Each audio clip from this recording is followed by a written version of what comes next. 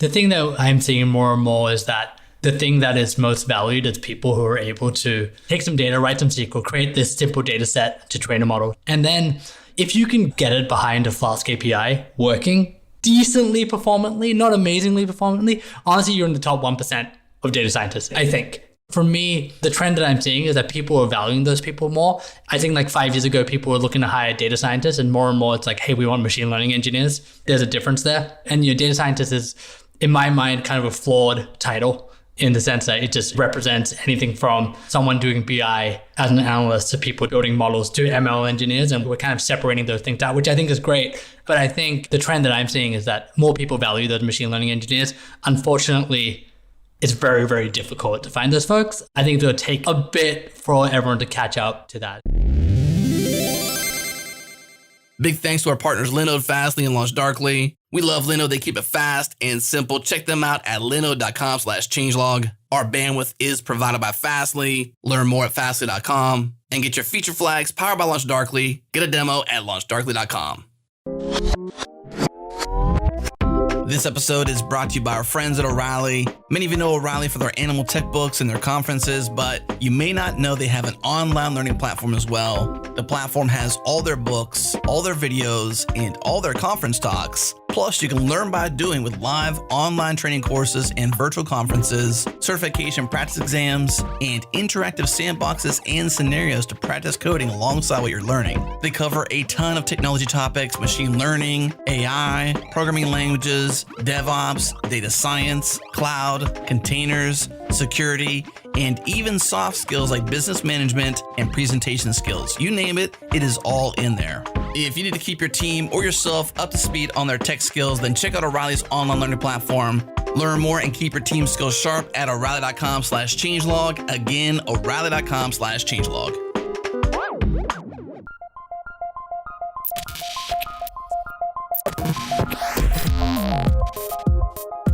Welcome to Practical AI, a weekly podcast that makes artificial intelligence practical, productive, and accessible to everyone.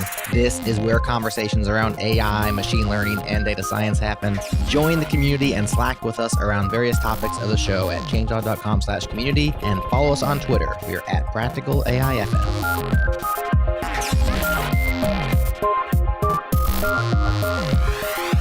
Welcome to another episode of Practical AI. This is Daniel Whitenack. I am a data scientist with SIL International, and I'm joined as always by my co-host Chris Benson, who is a principal emerging technologies strategist at Lockheed Martin. How you doing, Chris? I'm doing great. How's it going today, Daniel?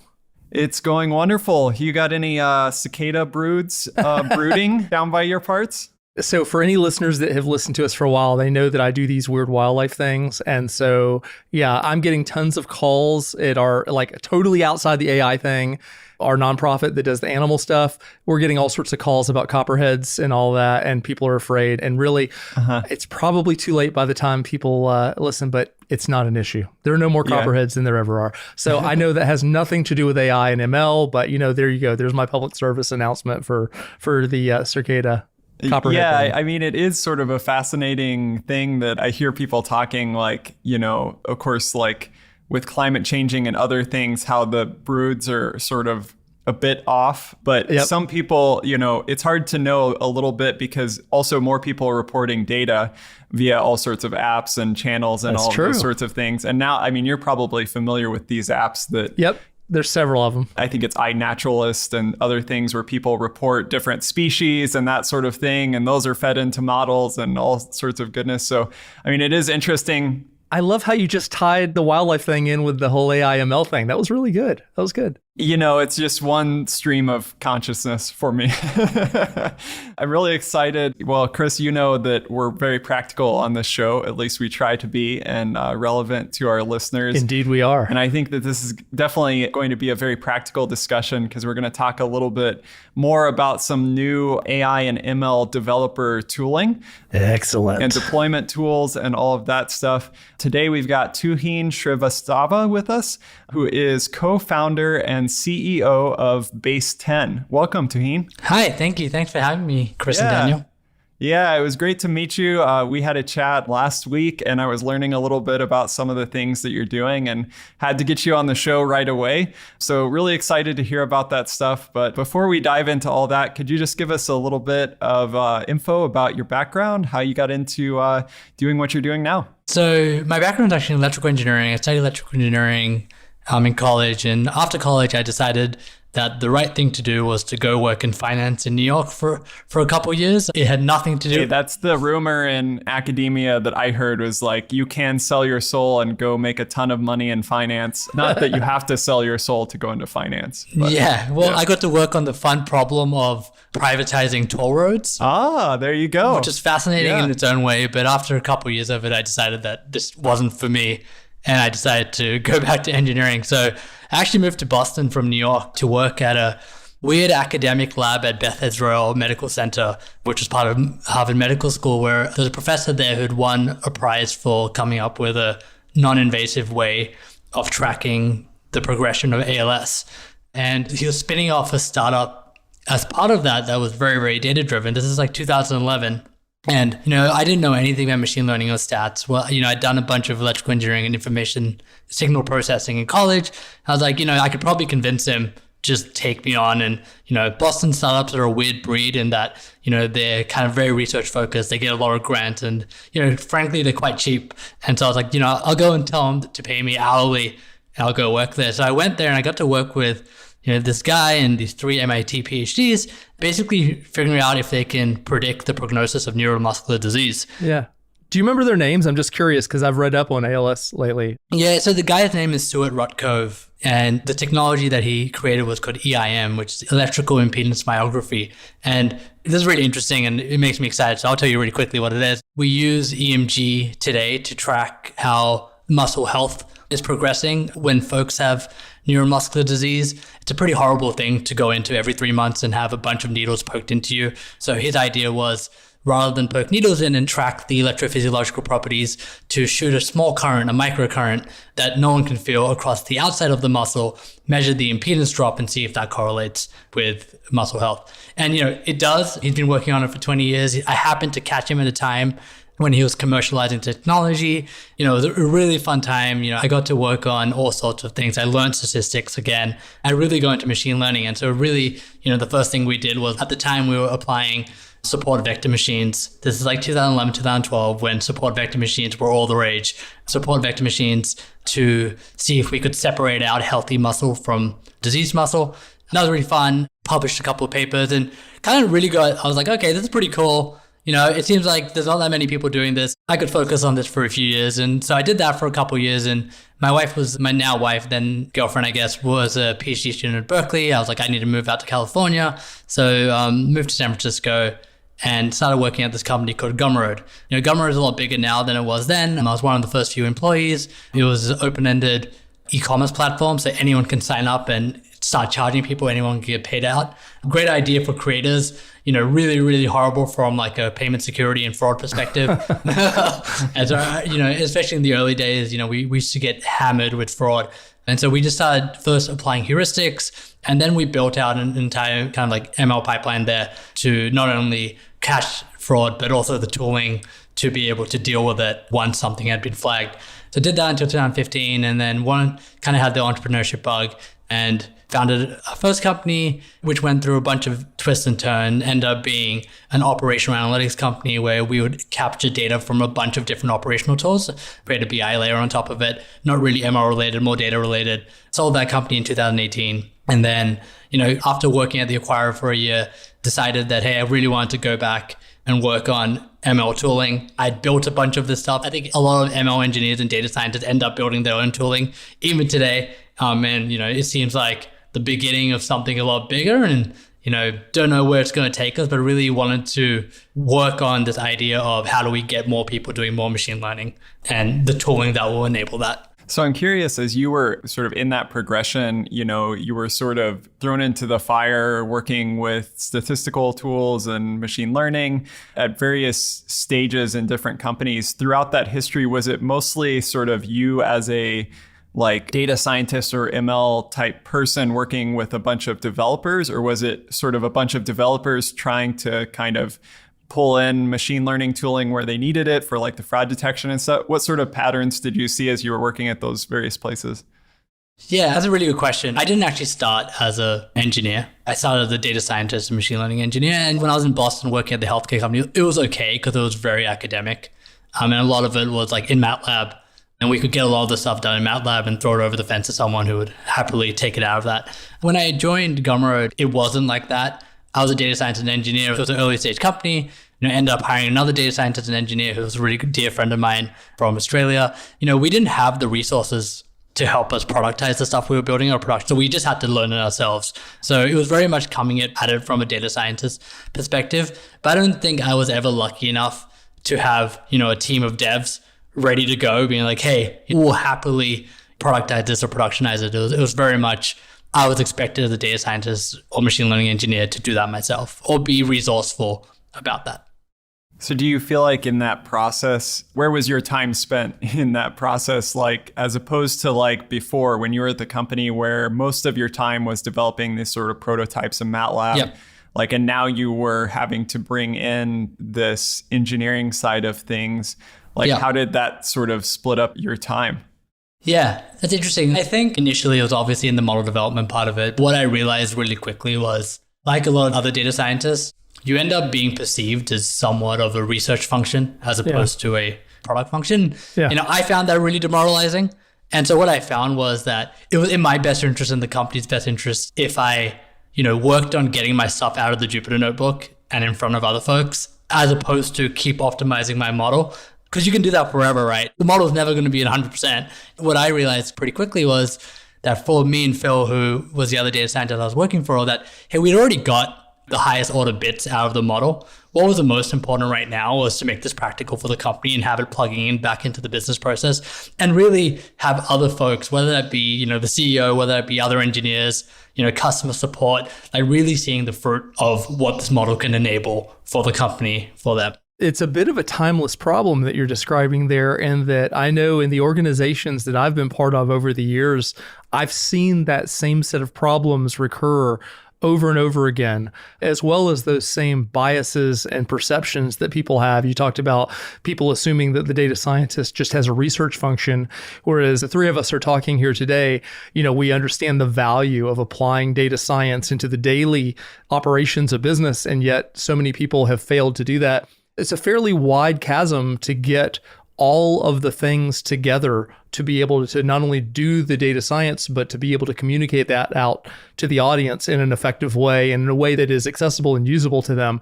How did you approach that problem? Because, that's a massive problem that many people have tried to tackle, and I don't envy you that. So how did you set about going about that? Yeah, I think I was lucky in that I've talked to a lot of customers over the last year and a half. And one thing we realized is that a lot of engineering functions, and this is just a kind of a nature of the beast of where a lot of data science and machine learning engineers are coming from.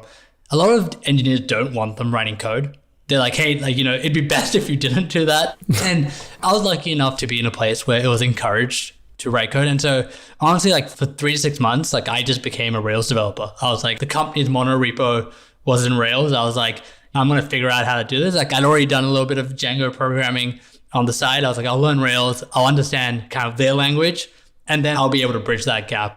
I think that was really good. It's been really great for me because, as I've gone through and, built products over the last 5 or 6 years, being able to be an engineer has been great. But at the same time, I don't know if that's attainable. I don't think, a lot of great, really intelligent data scientists who have great intuition when it comes to models want to be engineers. I don't think they want to learn about unit testing. I don't know if it's the best use of their time, but that's how I went about it. I think I've heard this story enough that there's a lot of leverage to be gained if you can somehow give data scientists engineering skills. And, and there's not enough folks who have both of those skill sets. And has that been your experience as well? It has. I know that Daniel and I both came into the AI world with lots of programming experience and different backgrounds. We actually did not meet each other in the AI ML world. We met each other in the Go programming language world and kind of awesome transitioned over. And so I think My own perspective on that is that no one can master everything, but it makes sense to have some areas of strength and then extend your tentacles in other directions so that you can collaborate with other people who also have multiple areas, but maybe their strengths are in a slightly different area. And so that's how I've kind of tackled it as I've worked with different groups over time. I'm always super excited to hear about how people are addressing it. And really, the thing that you're doing that I'm really impressed with is being able to scale that out to many people, whereas I'm struggling to do it on my own and to work with different teams and to make those skills overlap. And so I'm pretty excited to see, kind of what you came up with in your solution here to enable that for other people, such as myself. Yeah, I think that I do see this changing, and maybe this is what you're referring to, Hien, with sort of things changing in the landscape. Before, when I saw many tutorials for people getting into AI and other things, really just focused on data prep, training, and evaluation.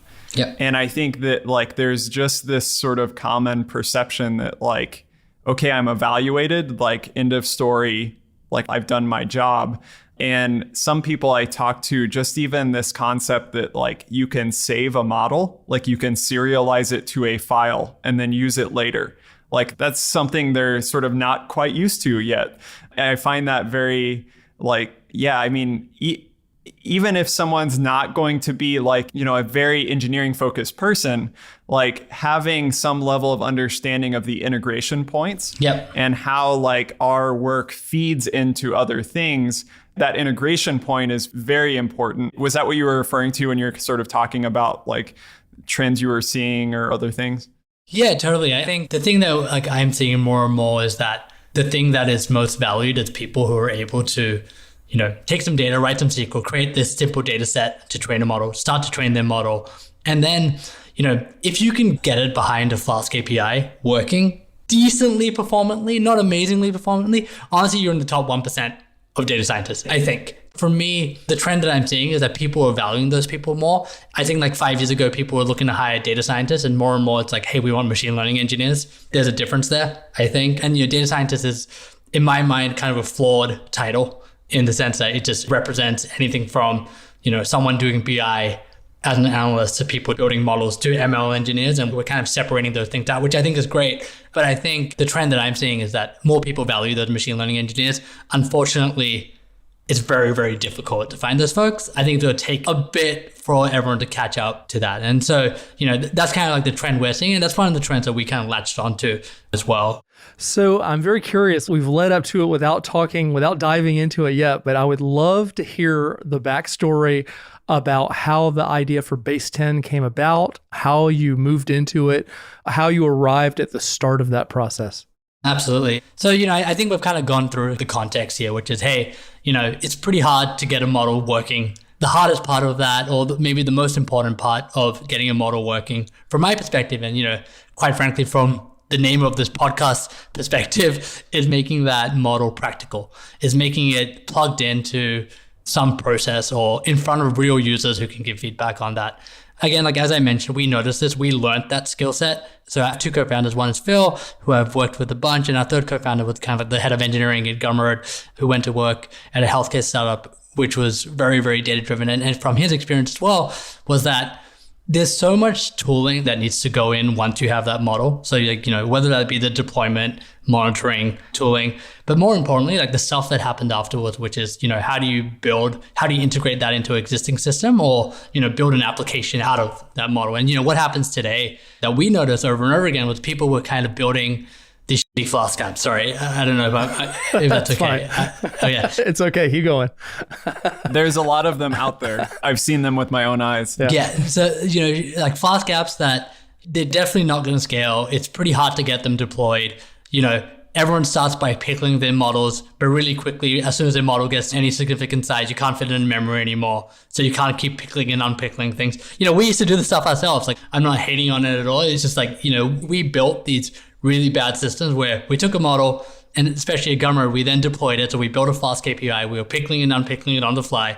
Not great. But then we were building all the application logic that sat on top of that model. So, hey, model gets run. So we compute the features, model gets run, and then the decisioning part of it, if the model exceeds the threshold, do X, Y, and Z. Otherwise, put it in front of a human to go and review that transaction. What we did was we went and built all those things. So we deployed the model, we built the backend service to support that model.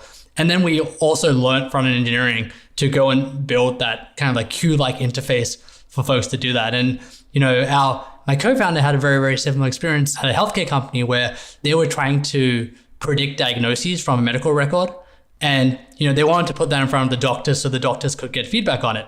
The way they did this was they ran the predictions in batch. They piped into some data warehouse, pulled it out, put it into Excel. I'm not joking. They sent the Excel file with like the patient ID and the predicted diagnosis to the doctor and asked for feedback. Obviously, the doctor's not going to act on that, right? They're going to be like, this is too much work. And so I've kind of led up to this where I'm saying that, if you are that top 1% of data scientists or machine learning engineer who can kind of do all those things that, we had to learn how to do, this is great. You can do that. But for the rest of them, can we give them the leverage to become that data scientist? And what does that leverage mean? And so what we went and built was a way to lower the barrier to usable productized machine learning. And so today with Base 10, you can deploy machine learning models with a couple of lines of code. And so what that means is that you go import Base 10 in your Python library, you base 10 deploy with your model binary, and then we take care of everything. So we Dockerize, we create a Docker container, we load it all up, you get an API that's ready to go,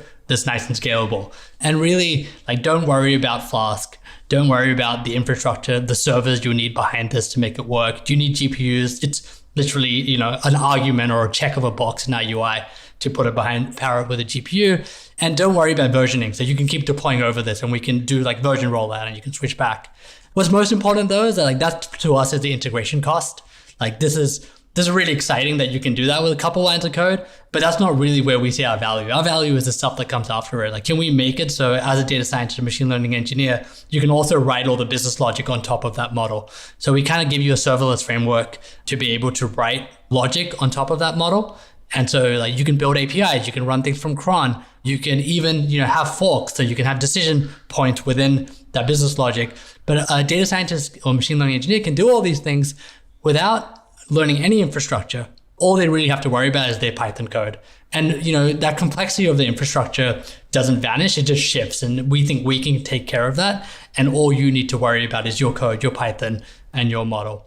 Lastly, something that we loved, at times we're kind of told that we're trying to boil the ocean here, but that's fun to us. The thing we do that we love is, we always wanted to put a face on our model, an interface on that model, so that folks could either give feedback on it or operate off the output of the model. So if you're building a recommendations model, can you really quickly assemble a UI so someone can input something, run that model that you deployed, see the recommendations and give feedback on each of those recommendations, so the data scientists can take that and really get that iteration cycles going. So you can build that in a drag and drop way without learning any JavaScript, HTML, or CSS. And that's really where we arrived for now. What we, again, hope to be able to do is just give more machine learning engineers and data scientists that leverage so they can kind of ship full stack applications. And hopefully as a result of that, what you'll see is that people see results of machine learning faster. And as a result, they will invest in machine learning more because they'll see what it can do for them. Sorry, I just spoke for a long time. No, it's good. No, that's great. Yeah, really good to get that whole context. One of the things that I find interesting is I see sort of a trend on my end in terms of ML AI. In that world, there's sort of this trend to kind of no code solutions and that sort of thing where things plug together. What I find interesting about sort of what you just talked through is it's not no code. So the data scientist is still sort of working in their Python world, but then it lowers the barrier to these other things. So there's a data scientist, I think, if we assume they're working in Python, it's not that far, like you say, to maybe have them think about a Flask app or something like that. But then as soon as they try to start getting that out into the world, and they're like, oh, how do we scale this up and other things? And then they find out, oh, there's these various layers of abstraction that I need to think about, containers. And then how does that scale up? Well, now I need multiple instances of my service behind a load balancer. And where are all those containers going to run? Well, they're going to run in Kubernetes or some container orchestrator. It's totally. It starts to develop in their mind this sort of inception dream within a dream within a dream. They just sort of keep going down that thing and things start becoming just less clear and really strange. So I think it's cool that you could still let them operate from my experience, data scientists, and people working in this area, they love opening their Python editor, 100%, writing out their code, really having kind of fine-grained control over the pre-processing and fine-grained control over how they build their model architecture and all those things. That's sort of where they want to live. So not like saying, sort of taking that away from them and saying, no, don't do that in code anymore. But, sort of letting them still enjoy that part of their code, but then adding on these other things, I think, is a really interesting way of thinking about it. This guy has become a friend of sorts. His name's Slater Stitch. He had this great tweet over the weekend, which was, what I want even more than no code is yes code, but literally you never have to think about infra at all. And I think that is, from our perspective, like the data science, like the great articulation of the data scientist issue. Like Python is a really, really valuable tool. You take pandas away from me, I'm a third of the person I was. I want to write Python and I want to, be able to use SQL as well, but I don't want to think about Docker, Kubernetes. I don't want to think about, if I deploy a model, how do I switch versions? How do I A/B test things? How do I monitor things? How do I deal with downtime? Code is great. Infra is hard. Yeah, before I ask the next thing, I got to say, you have some really good one-liners in there that I'm going to steal for later on. Please do. The boil the ocean, well, that's what I like to do, is an excellent one because I hear that all the time. Every day of my life, yeah. Yeah, you've had several there, so I'm stealing your stuff, dude. I appreciate it. I wanted to ask, so one of the things that it sounds like you've done a really good job on is by taking those levels of abstraction, as Daniel referred to it, the dream within the dream, you can only handle so many layers of abstraction. You can't do it all. And it sounds like by taking control of some of that somebody can use Base 10 to integrate in with an existing environment by using the APIs. And so they get a big payout and they don't have to worry about all of the things, whether, from containers, you name it, all the things that Daniel just talked about, and yet can get the benefit that way, which is quite beautiful because I know that it's kind of where people have been trying to drive to. And it sounds like you've gotten a very nice, elegant solution for achieving that. Is that fair? Is that kind of how you would think of using it? Yeah, I think, we're very early on and, early users will tell you that there's a lot more elegance to be added, but there always is. That is, from like an abstraction perspective, absolutely. I think one of the things that we did early on was like we kind of defined kind of the principles of the architecture that we wanted to build.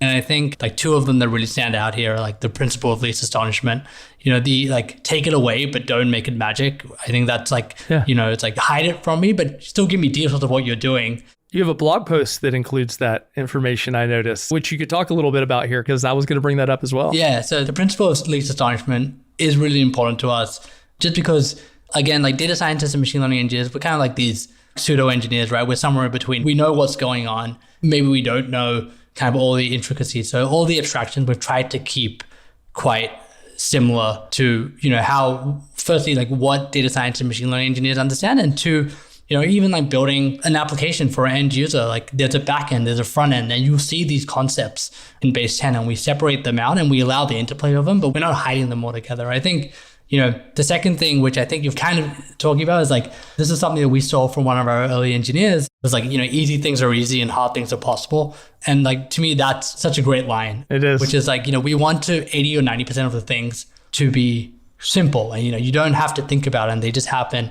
But that shouldn't come at the expense of control and visibility. And I think that's one place where a lot of kind of like lower code or no code abstractions get dinged, with that they hide things away and you're kind of like, well, how did that happen? That kind of scares me. We are exposing these things. And so you can go deeper if you want with each of our concepts because, like we are built on Docker, Knative, Postgres. You can write Postgres queries. You can kind of inspect those technologies and go deeper if necessary.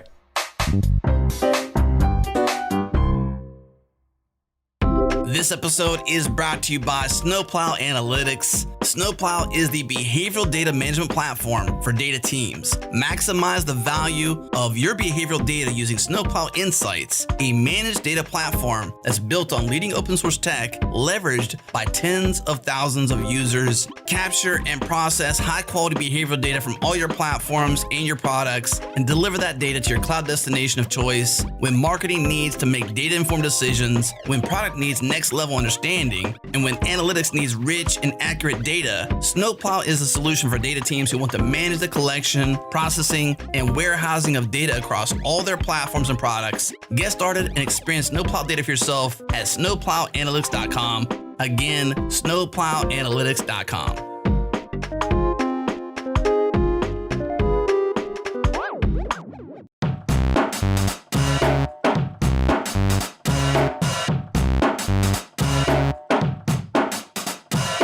So with your solution, we talked about several different things. So you talked about the sort of, importing a few lines of code, deploying your model, and also this sort of UI builder. Could you kind of describe, like, for someone maybe that's listening to this that doesn't have a web page up, could you sort of, just describe a bit like the developer workflow in terms of what they would need to do with Base 10 versus in their code to take their model from local model to an API, and then also maybe to build one of these UI apps around it? What does that workflow practically look like at this point? It's a really good question. So you start the workflow from where you do your work. So from a Jupyter notebook, I mentioned earlier, you can import Base 10 and Base 10.deploy your model. That's it. And that would be the REST API sort of framework? Yeah, exactly. So like basically, we work with PyTorch, scikit-learn, and TensorFlow models right now. You can also write a custom model. So if you just create a class with a load and a predict method, basically every time the model gets run, that predict method will get called. The load is kind of the deployment step. Just again, easy things easy, hard things possible. Like if you want to do more, you can do those things. But once you deploy it with that single line of code or a couple lines of code, what you end up with is like a REST API. You'll go to base10.co. You'll be able to see the status of your model, all the times it's been called, but then you get instructions on how to call it from your own services. Straight away, once you're there, you can easily move from the realm of the model to the realm of the application. And that's what we're really excited about. And so, for that model, you can then write all the pre-processing code and post-processing code within Base 10 in the browser around it. So think of it kind of like we're still iterating on this and figuring out the exact right experience, but right now it kind of represents a DAG that you're used to in Airflow. So you can write the code within Base 10, it's represented in a graph-like structure. Again, there is a shared state and context between each of those nodes in that DAG. So, you can reference things from the pre-processing node and the post-processing node, but you can do other things as well. If you want to call the Twitter API, it's a Python-like environment, so you can bring in whatever libraries you want. Once you've done that, now that entire thing, we already gave you the REST API for that model. That entire thing is callable by an API. You can also trigger it from a cron job. So we've got built-in support for cron, all in line. Or you can call it from a streaming data source. So if you have a Kafka queue, we've built those integrations as well. So, you've really gone from just a model in your notebook to something that was deployed with an API really quickly. And then in, just a little bit more, you can start to write the kind of pre-processing and post-processing code and logic within Base 10, put that behind an API. And so really what we've seen is stuff that would take, 3 to 5 days of kind of wrangling and getting it set up without really even thinking about how to get it on AWS with an API. I don't like exaggerating, but it really is like within 30 to 40 minutes, we've had live services running with machine learning models. I think the last thing now, as I mentioned earlier, is that now you have kind of so you have this model, now you have these API endpoints, then you can start to build UI within Base 10 and link actions within that UI to those API endpoints. So with this deploy method, one of the things I'm thinking about just from your perspective in terms of developing this infrastructure is all of the crazy stuff that varied frameworks and architectures and everything that people are using. So they have all sorts of crazy dependencies. Some people are using, like you're saying, TensorFlow. Some people are using PyTorch. Right now, how do you approach that sort of dependency stuff? So you mentioned supporting TensorFlow PyTorch models, scikit-learn models. What about the sort of other dependency stuff? Is it a matter of pulling that from a person's virtual environment, or how do you go about handling that side of things? Yeah, again, as I said, with the PyTorch and TensorFlow and scikit-learn stuff, you don't have to really worry about that. With the custom model stuff, we do need that. We do need to know what requirements you need. So really, when you deploy that custom model, you also passed us a requirements.txt, and then we basically set up the environment with that ready to go. Cool. And cool. Yeah. Yeah. And I'm trying to, so at the beginning of this conversation, I think this conversation has clarified a lot for me, and sort of where I'm distilling things down is that it seems like if you look at this sort of landscape of developer tooling for AI people, there's sort of some things kind of over in one area around ML ops and like experiment management, like logging experiments and all of the thing. You can run your Jupyter notebook and log your experiments and put your job in queues for GPUs or whatever. And then you've sort of got maybe on the other side of things like widget and prototype type builders. You got sort of like Streamlit or Gradio or something. In the middle, maybe you have like maybe some serving frameworks that people use. Maybe it's like TensorFlow serving or, you know, something like that. But there's sort of like path from like left, you know, from one side of that to the other, just like involves so many different like jumps between different sort of systems and spinning up all sorts of different kind of infrastructure and all of that. And I think all of those tools have obviously some really interesting features, but it almost seems like you're sort of not all of it, but you're gluing many parts of that together in sort of a consistent workflow for people that really could, you know, sort of accelerate them through that process from experimentation to deployment. Am I characterizing that right? I'm trying to think of like how people might sort of view this with reference to like other things in the landscape they might be familiar with. Yeah, I think that's a really good characterization of it. I think, you know, we talked a bit about this last week on our calls. Like, you know, this pretty wild, like how like the ML ops tooling has evolved over the last couple of years. You know, there's so many great point solutions out there. And, you know, that's kind of like the ML ops side. On like the Streamlit Hex side, you know, there's some really great kind of like notebook-based application builders that are out there. You know, putting all these things together is quite difficult. And, you know, also like having to jump between 3 or 4 different tools to kind of have that end-to-end thing working is pretty hard. And, you know, like it's complex.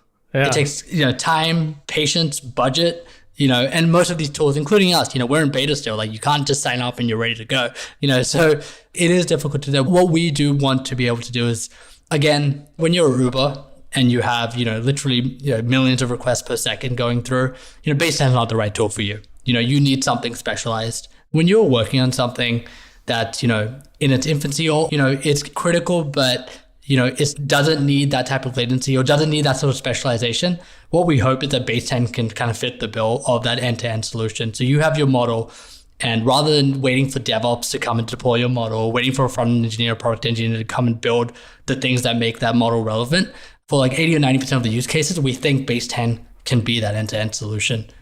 To one, get your prototypes and toys out the door, and 2, in the end, build those full stack mission critical applications as well.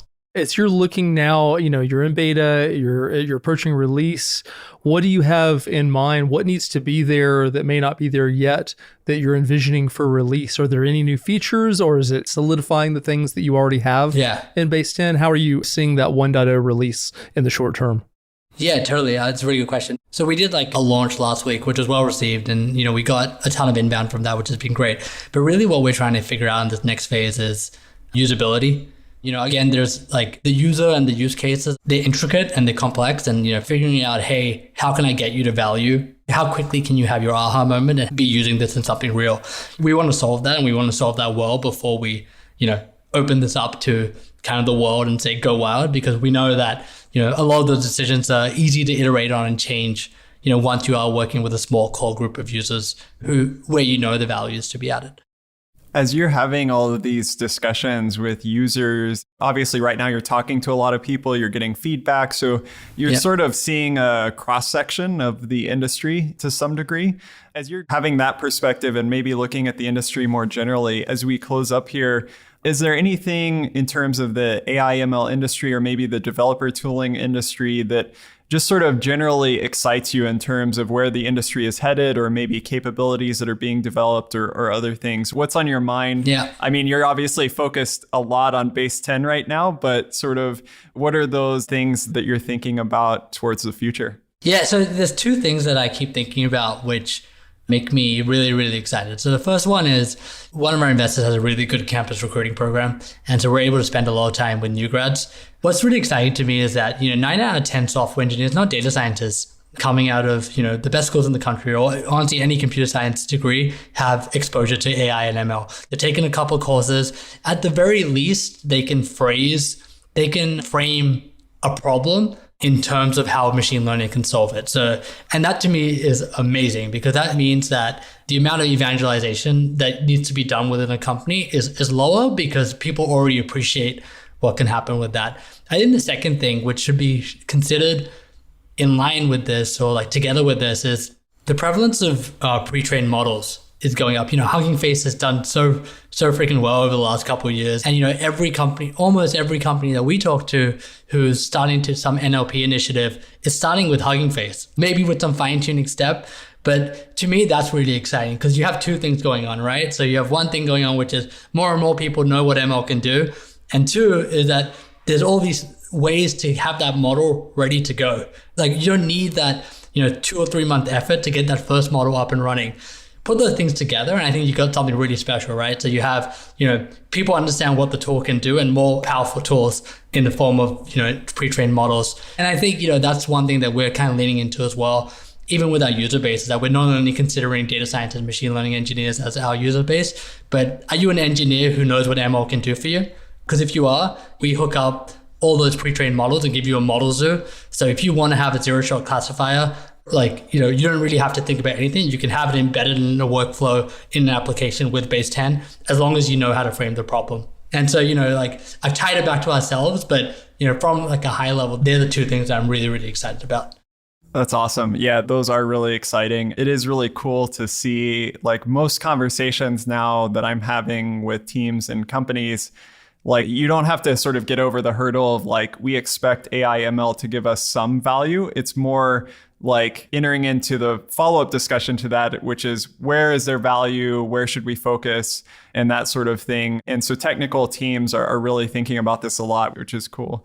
So thank you so much, Tuhin, for joining us. This is really exciting. Congratulations on your launch. It's awesome. And we really hope that our listeners, please check out what Base 10 is doing. We'll have links in our show notes, so check them out. Talk to us about some of your opinions about this in our Slack channel. You can always find us in one of our communities on LinkedIn, or go to changelog.com/community, join our Slack channel, and happy to chat with you about Base 10 and other things. So yeah, thank you so much, Tuhin, and we'll let you get back to work. Oh, thank you guys so much. You guys are really nice, and it was really nice speaking on the show. Thank you for listening to Practical AI. We appreciate your time and your attention. If you enjoyed this episode, help us out by spreading the word. Think of a friend, think of a colleague, somebody who would benefit from listening to it, and send them a link. We'd really appreciate it. Practical AI is hosted by Chris Benson and Daniel Whitenack. It's produced by Jared Santo, with music by Breakmaster Cylinder. Thanks again to our sponsors, Fastly, Linode, and LaunchDarkly. That's our show. We hope you enjoyed it, and we'll talk to you again next week.